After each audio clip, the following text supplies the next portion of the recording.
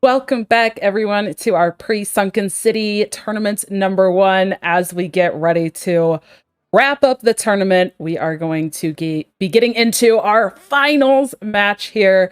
And before we actually get into the match, we've seen both players already on stream, but with me for this finals, we have the wonderful rebobson. How are you doing today?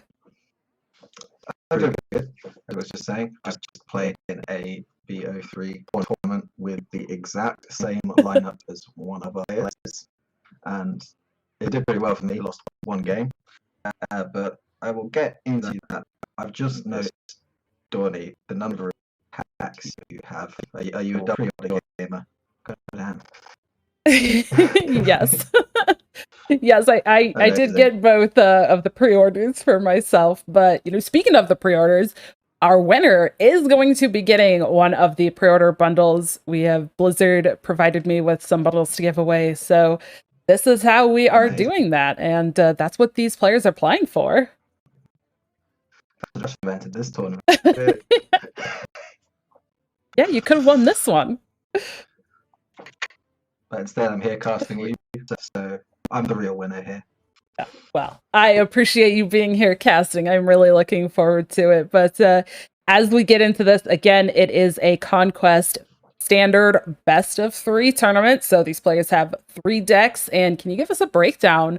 Again, we've already kind of seen them on stream, but for our VODs on YouTube, they are not going to be able to probably see that. So give us a breakdown of what these players have brought. All right, so first up we have Min, who has a pretty obvious strategy. They've gone into this tournament. They've brought the 3 decks which just kind of beat Kazakhstan Druid particularly.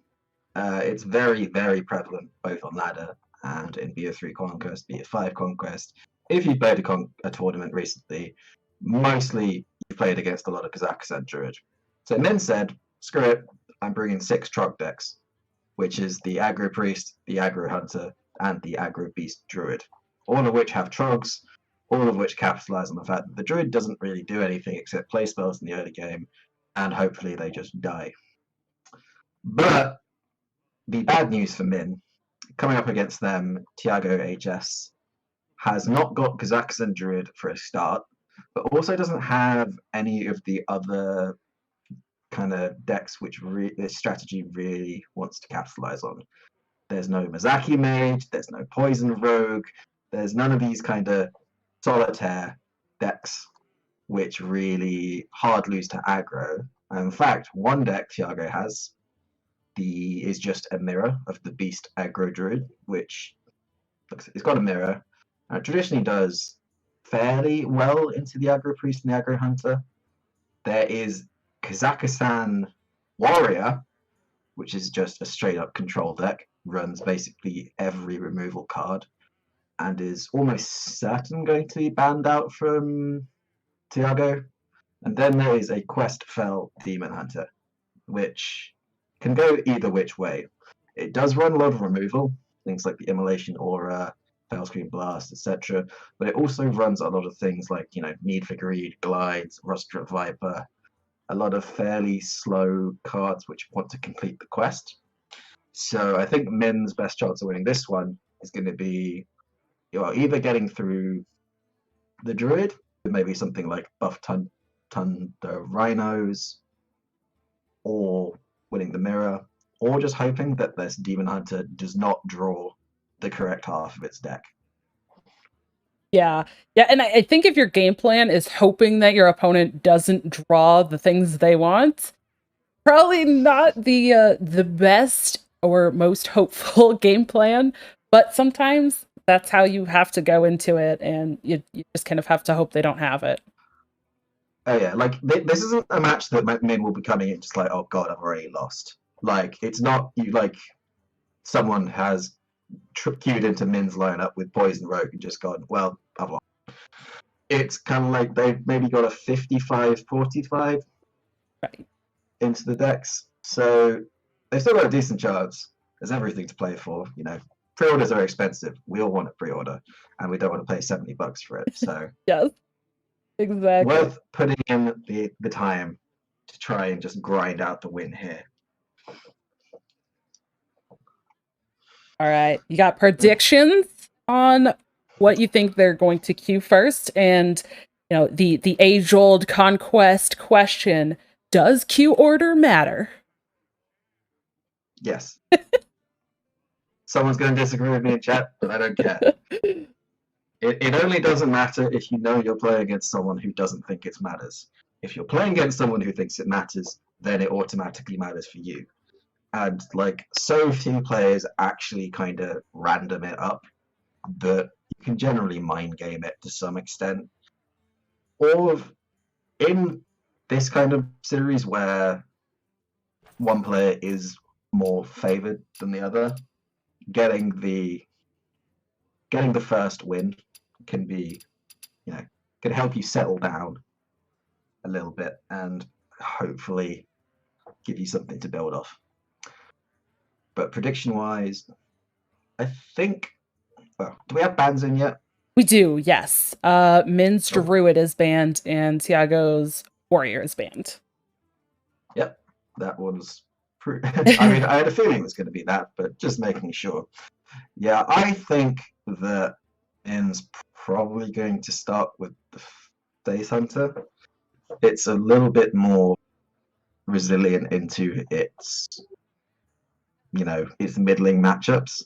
I find Aggro Priest, it's fantastic into something like Kazakhstan Druid, or it's good matchups because it has just such a linear game plan and very few flexible cards with which to do anything else. Whereas the Hunter at least has things like it's got the Truant Crescent, it's got the Trampling Rhino, little bits of cards which offer some kind of comeback potential. Whereas the Priest is just, play minion, hit him in the face, hopefully they die. The lack of rush is really going to hurt it into something like the Beast Druid, which I'm going to guess Tiago keys first, but they could honestly go either way. Yeah. Yeah, this is going to be very interesting, and I've been fascinated watching this Hunter, at least in the last series, because I feel like Hunter is one that's like not a lot of people necessarily bring for tournaments, but when they do and when it's winning, it feels so good. Yeah, we're at that weird point where Face Hunter has become interesting to talk about again. Yeah, because there was that point where it was just everyone was playing Face Hunter. It's like, oh. But yep, we got the Face Hunter for Min as predicted, and also the Druid for Tiago. And crucially, Tiago's going first, which is, step one for the Hunter in this matchup is just go first.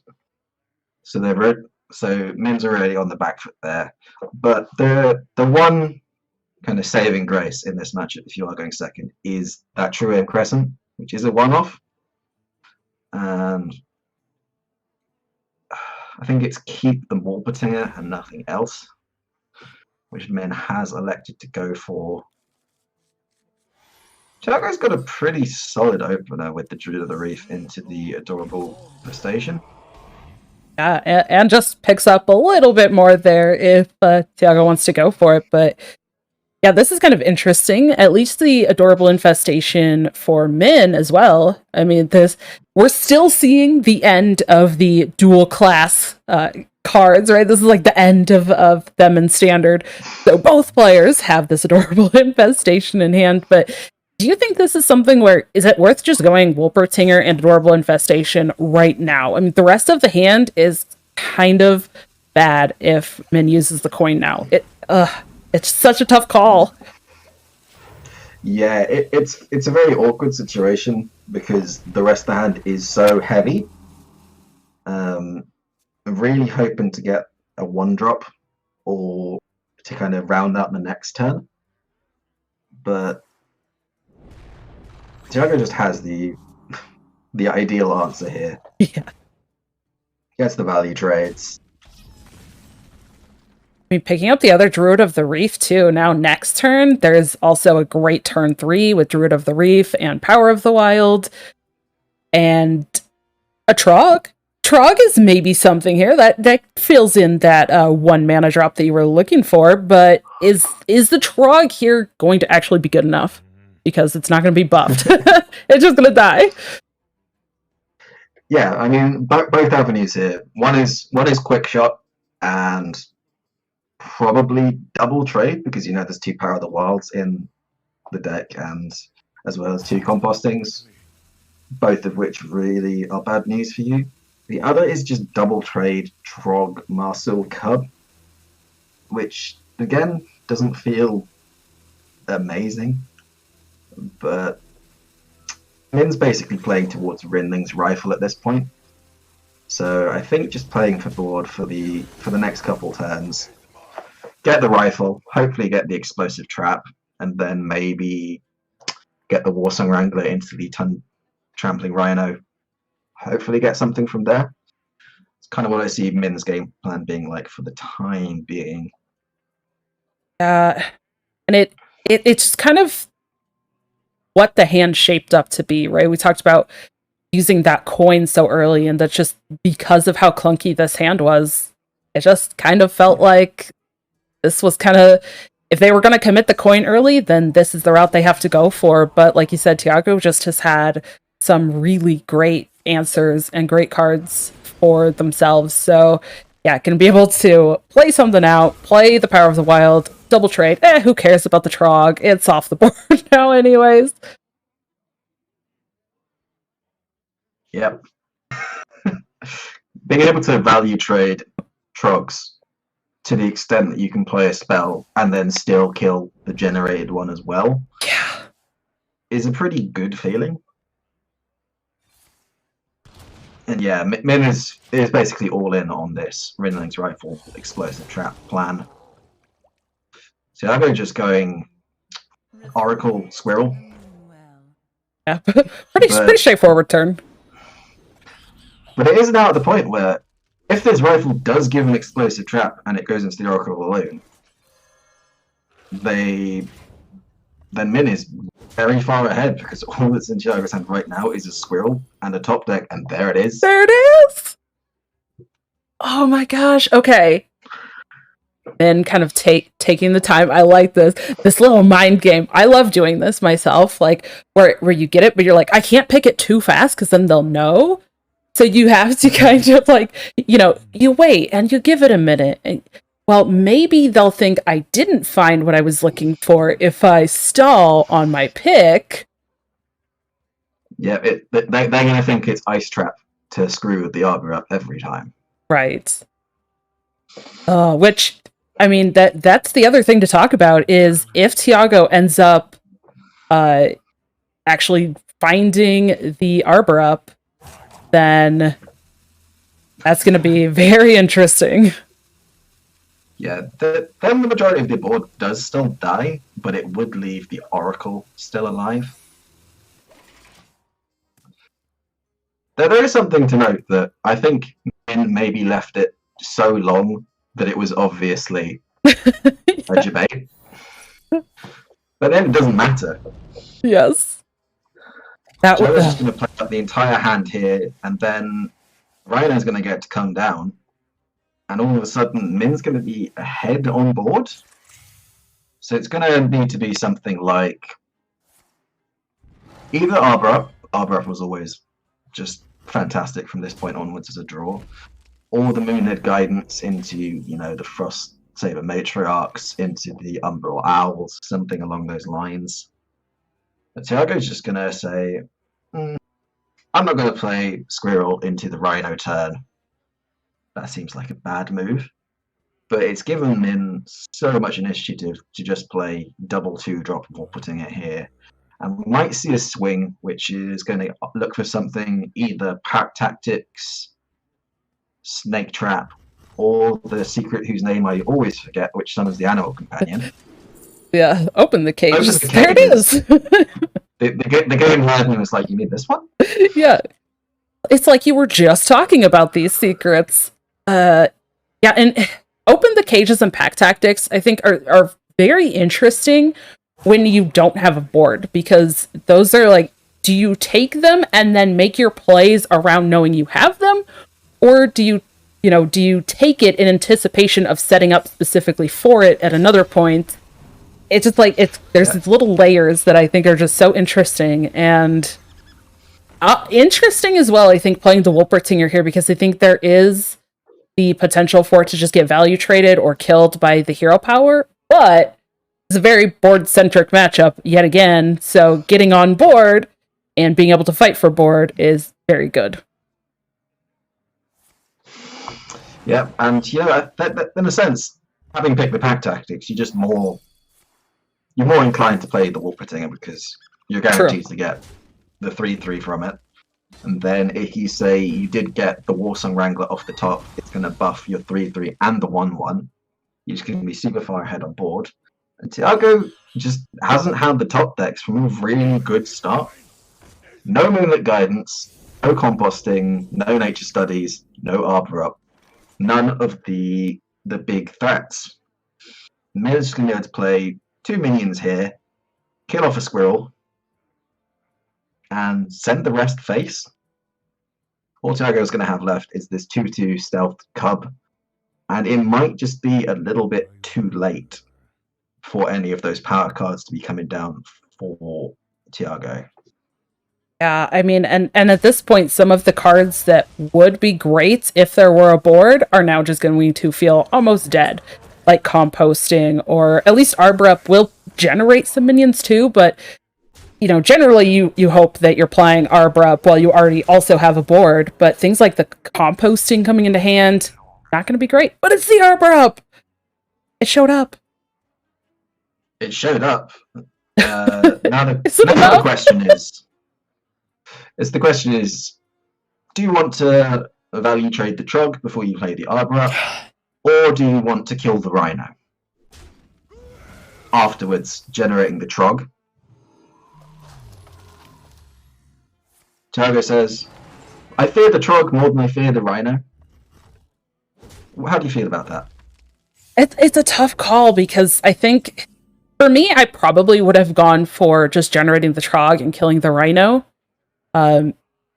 Because there's not as many buffs and things that I think I'm afraid of facing off against a hunter. But, or if they buff the Trog. But if they buff the Rhino, or potentially even give it immune, that's where it starts to get really scary. So I think for me, I probably would have gone for killing the Rhino. But I can see the line of trying to kill off the Trog. Yeah, and so I wanted to talk about this turn as well. Min was in a really, really awkward spot after that point, because their opponent was at 17. They can put their opponent down to 5 this turn, which gives them, I think, their only realistic outs to win the game, which is either quick shot or aim shot.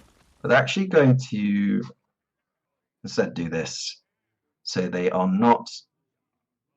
Actually, they're still dead to a second Arbor Up here and Power of the Wild, but they're not dead to what has been top decked of the Adorable Infestation. And now it's basically aim shot for lethal. Potentially a quick shot to draw into a lethal.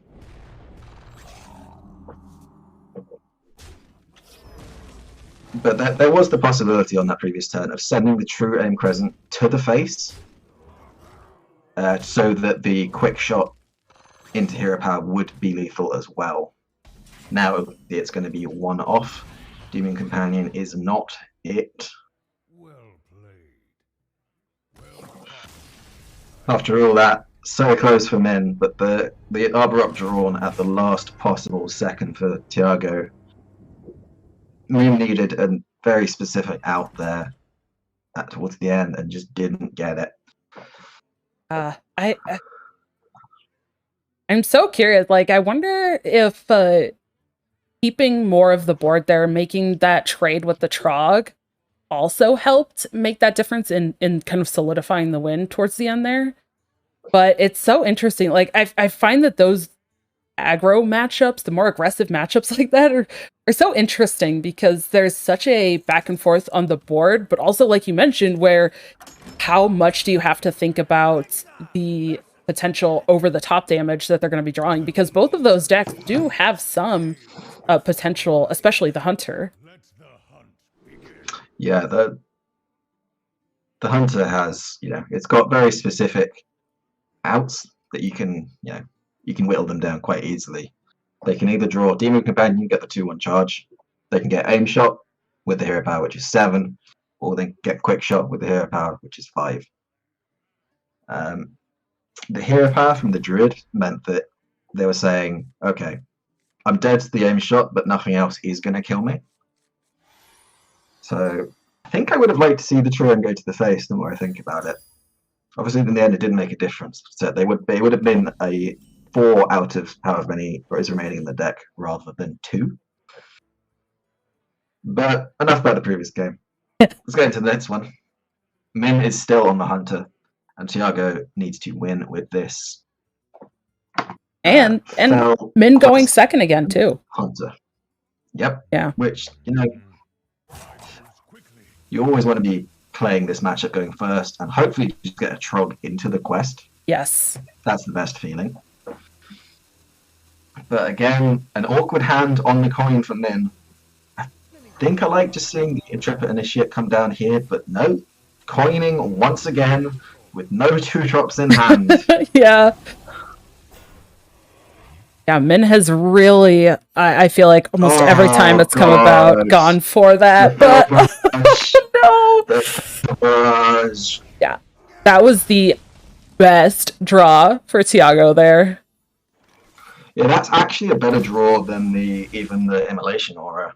Yeah. Because Immolation Aura can always be good, but Fel Barrage having such a perfect, clean removal like that is pretty unusual. Illidari Studies into the Sigil Runner. If they get a Spectral Sight here, going to be really happy. Not quite. Just misses on a quest completion tick there. But Thiago's in this position where they can actually just focus on completing their quest, because all Min can do now is either putting a hero power or Aim Shot. Oh, that Wolperting your hero power actually just kind of feels so bad there. Ugh. I think both options felt pretty terrible. True.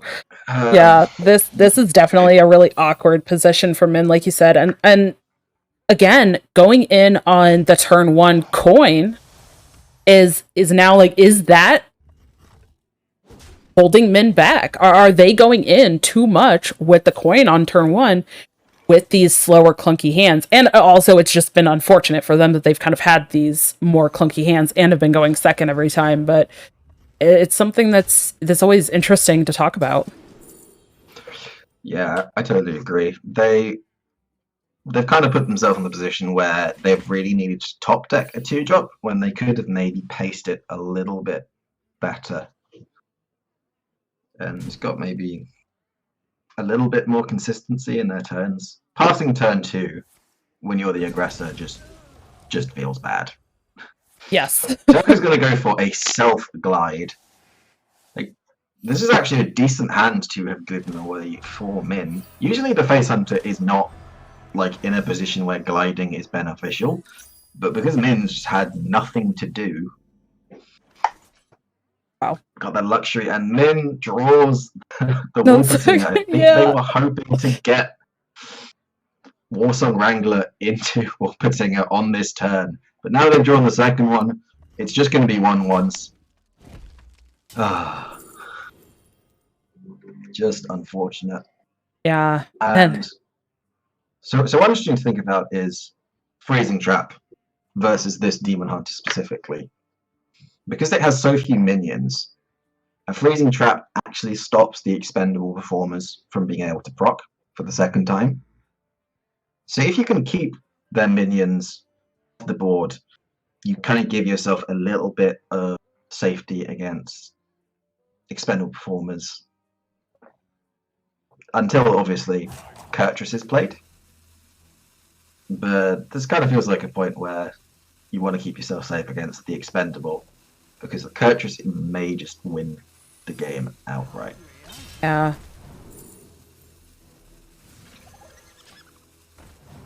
Yeah.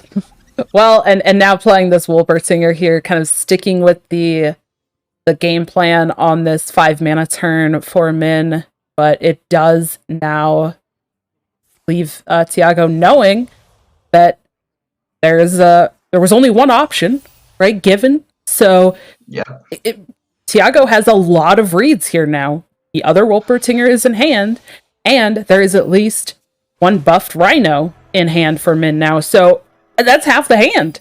I mean, Tiago literally has a read now on half of Min's hand. Yep. It's a pretty strong read, especially when you consider that when the Coda Bane comes down as well. That's a lot of information. But the thing is, Tiago's hand has fallen off a little bit. Yeah, there's a little bit of removal, but it's not quite enough. Oh, the snake's coming down. This immolation aura is going to do some work. It is going to do some work, but that is the removal gone. Yeah. There's the Eldrachi Warblades and the Fury in the hand. And I would like to see from Min here playing the Rhino and either a Wolpertinger or giving the Rhino Divine Shield. I think opening themselves up to Glide would be quite a potentially large mistake. And instead of getting a big Divine Shield minion is exactly what Demon Hunter struggles with, especially when they don't have too much in the way of removal, but the expendable performers going to come down here. It's going to clean everything up. It will leave this second Rhino with a very good target, as all of these will not be able to be killed off. Yeah, it's definitely really interesting too, and I think finding that Og Merchant there was definitely a good pickup for Min. That kind of helped turn the tide just a little bit. Oh, the ramming mount is also fairly decent here too, but it's very interesting, I think, from Tiago's side as well, having to kind of go in on the expendables as a removal option. It's like you were talking about with the secret discovers, that expendables was probably something that Min was thinking about, and here it had to come down as a removal because there's none of the other wide board removals in hand for Tiago at this point. Finally, now picking up the second Fel Barrage, so does have an answer, but I always think it feels a little bit bad for the Demon Hunter to have to actually use the performers as just a straight up removal, like in this case. Yeah, it does feel a little bit rough, but the Demon Hunter has the kind of inevitability. It's given Tiago the potential. Oh, that is a very dead draw for Min. Yes. Also, Wrangler literally does nothing right now. And Tiago is just kind of saying, if at any point the Kurtrus does come down, having a board already means that he is almost certainly going to win following turn. And it's also just making Min play from behind. With both Rhinos gone, that's not the position the Hunter really wants to be in. And also missing on the second aim shot there. Not ideal for Min. Having two ramming mounts is great if a minion actually does stick, which is why we still go on to Barrack Vein. But if it doesn't, then it's quite literally 3 mana. Yeah, I feel like just kind of from the beginning. Ow. That was. Tiago doesn't know, but that glide was amazing.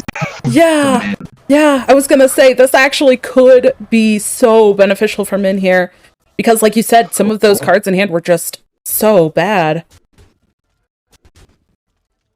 Okay, so hissing shot. No other. So, in terms of what is in the AJ's pool, it is Fury, Fell Barrage, Immolation Aura, double Fell Screen Blast. Furies were both 3 attack. So I'm not sure if any position when in is not dead to Jace. I don't think so either. And unfortunately for Min, even though this hand shuffling, I think did work out a little bit better, it's still not enough. I mean, there was potential for a lot of damage to be put into Min's hand, but it did not show up. So a little bit did, but not enough. Not quite enough. I'm just thinking about whether to play these Trogs. Yes, I think even with the worst case scenario, with the outcomes from Jace, even if no Fell Barrages go to face, it's going to be exactly 7 with the hero power. Yeah. And yeah, Min knows it. Yep. They know that they're dead. Just going to get the confirmation here, plus 3 attack. Screen Blast, Immo. Screen Blast. Plus 3 attack. Fell Barrage cleans the board. Hero power, exact lethal. Thiago takes it 2-0. Min was somewhat unfavored there, but they gave it their absolute best shot. Perhaps they could have used the coin a little bit more cleanly in both of those games as the Hunter. They used it immediately, got somewhat punished, and then had some pretty clunky turns going forward, but still brought it close both those games. So honestly, I wonder if they'd used it a bit more cleanly, they could have actually won either of those games and even gone on to win the series. Yeah, I mean, even using the coin early, like you said, there was also just some real clunkiness in hand both games too. So like using the coin early, then having clunky hands, it just equated to not a lot to do. And as you said earlier, as the aggressor, that is not how you want those games to be going. So that just ended up being very, very unfortunate for Min. Again, though, I still think made some great plays, really tried to maximize what they did with the turns.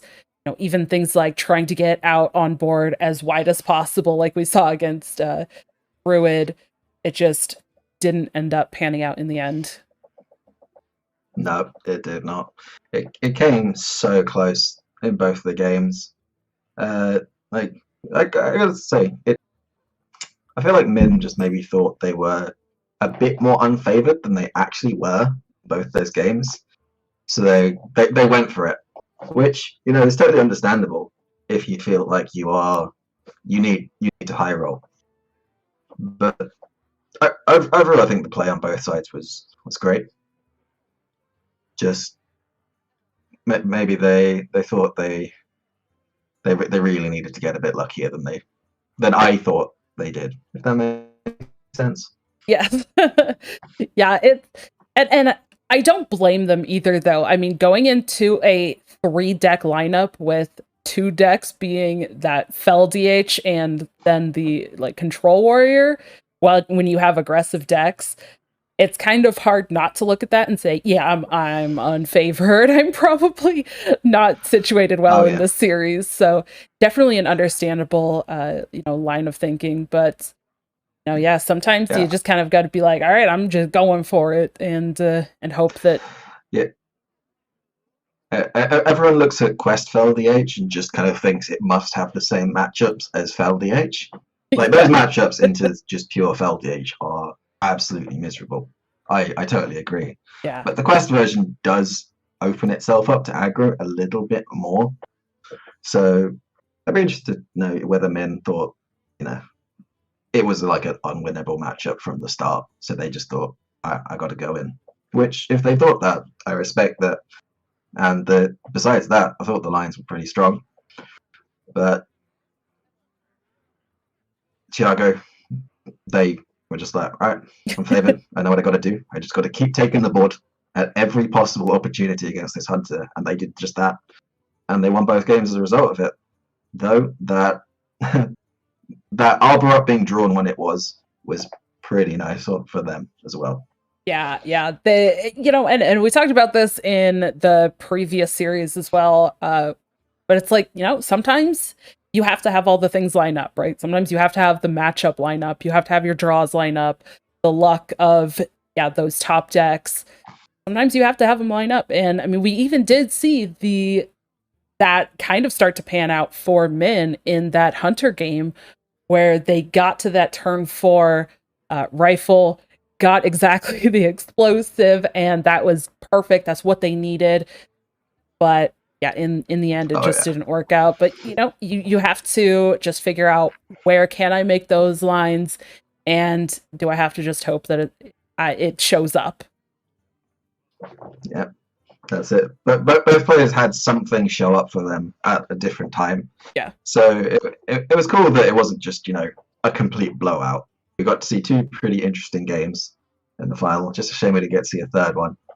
Yes. Yeah, absolutely. But, that does mean that Thiago has taken down our finals and is the winner of our Pre-Sunken City Tournament #1 and will be winning that bundle. So congratulations to Thiago.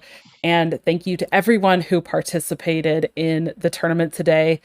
Again, there is another tournament coming up on Friday, April 8th. So another chance to win a bundle if people want to participate in that. And, I hope that one of those series on Friday will get to see it go to a game 3, because actually all of our streamed matches today only were 2 games. So I hope we can get to see a third. Yeah, it's a very kind of 2-0 or 0-2 kind of meta, because I think there's a few distinct lineups people think to bring, and they all are very good at 2-0ing another distinct lineup. Yes, so true. But thank you so much for joining me for our finals match, rebobson, and we'll have all of the info to find more from you in the description as well. But any last words before we close it out? None from me. It's been a pleasure to cast with you finally, Tony. It's been many years in the making. Yes. And it's been a pleasure.